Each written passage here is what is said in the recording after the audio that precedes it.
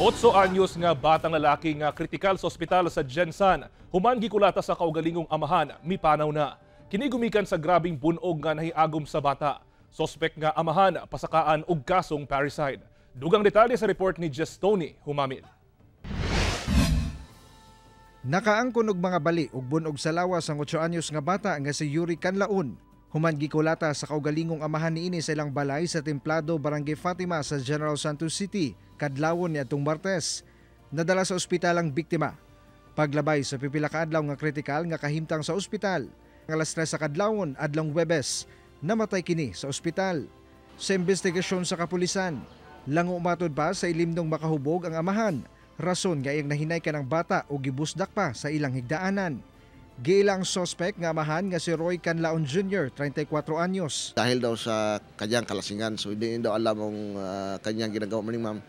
So yun ang allegation niya. Yun din ang pagkasabi ng yung mga batang kapatid na binagsak daw sa kama nila. Sumala pa kanuna na daw kini ginabuhat sa amahan matag mahubog.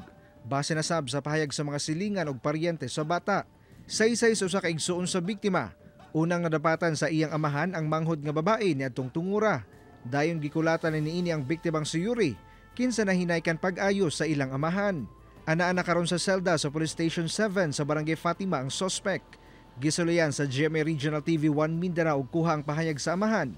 Apan igo na lang kini sa pagbakho ug nangayog pasaylo sa iyang nabuhat. Sir, gusto ko kayo sir para sa pamilya ninyo.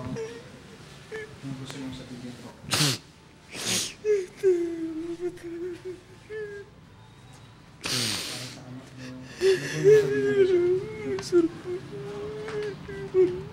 Wala ang inan sa mga bata sanglit anaa kini sa Manila aron manarbaho abroad. Hinuon nakauli na kini karon ug aron iplastar ang patay nga lawas sa anak. Samtang gikan sa kasong serious physical injury, pasakaan og kasong parricide ang suspect. Kahapon, paila natin ang kaso, serious physical injury, no? In connection sa RA 7610. Nag-expire na yung bata kaninang 3 AM, so malamang magdadagdag tayo ng supplemental affidavit para mahulog po sa parricide yung kaso niya. Kauban si Gary Balantay sa kamera. Ako si Tony Humamil para sa At Home with GMA Regional TV.